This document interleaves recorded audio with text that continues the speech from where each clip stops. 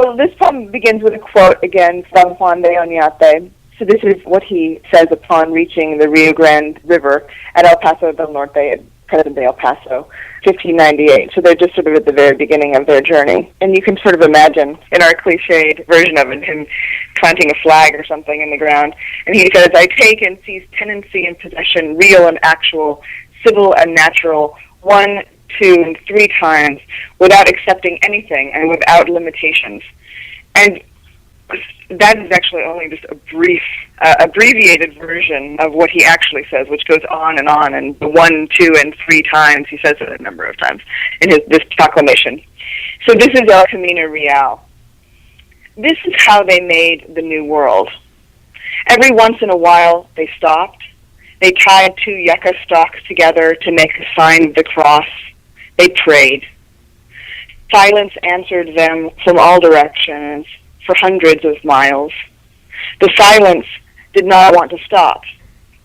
If they found a tree, they nailed the cross to it, and the wind took away the hammer's suck. Then the one in front took up again the staff of the royal standard, and they went on, bearing those absurd yellow silks up through the valley and on into the desert. So that's El Camino Real. I think a poem that speaks to that poem, which sort of happens in more modern times, is the poem Starting Small, which is about a different kind of beginning. And so this is Starting Small. At sunset on the 4th of July, just as the Shriners began shooting fireworks over the football stadium, the first McDonald's in Las Cruces switched on its lights and unlocked its doors, and shone there harshly against the nothing, like a shrine to itself, a prize we could claim. And that same evening, while my brother and I were waiting in line to place our orders, by some act of grace, the vacant lot across the street caught fire, floated small, then gaining, tossing everything, every tumbleweed and paper cup, into its sack of flames. We were children. We'd walked 3 miles to get there. We'd walked across the interstate just like we said we wouldn't. What a pleasure. I'm tempted to say what a relief it was to see it. Fire dancing around in front of us like a trained animal. We ate our burgers on the sidewalk. They were all right. Behind us, in the sky, the city of Las Cruces was explaining its independence the best way it knew how. We knew very little, almost nothing, though at some point that evening, when the fire was at a peak and the heat coming off it made us squint from across the street, my brother leaned into me and said, with the satisfaction of someone who has won a long, ongoing argument, "This is a miracle." His mouth was an O of grease and ketchup, his cheeks red with heat and admiration. He looked, I'm tempted to say, like an angel. He looked like he'd never recover. The fire lifted its big, meaty tongue as if to speak, then fell over and kept burning. It got late. We had to go. We walked home along the ditch, kicking each other, grown tired once again of each other's company.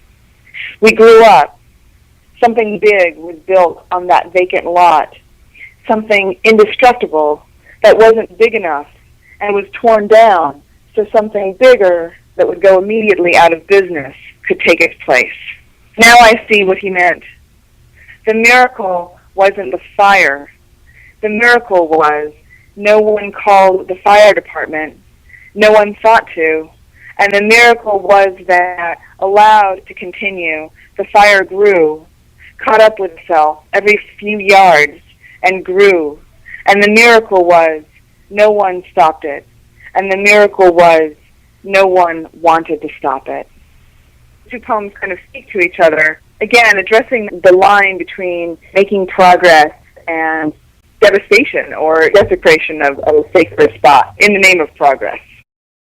In terms of not knowing or sort of not being able to see what lies ahead of you clearly, I think that, spirituality or religion, to put maybe a finer point on it, has that same quality, that sort of notion of sort of not being able to see. If you look too closely at something, it disappears. William Stafford, the poet, says that in poetry, he says something that happens in the corner of one's eye. You can be too attentive to it. And so I think that poem Want, in some way, is trying to address that sort of sense of longing, I think. So this is Want. The wasps outside the kitchen window are making that thick, unraveling sound again, floating in and out of the bald head of their nest, seeming not to move while moving.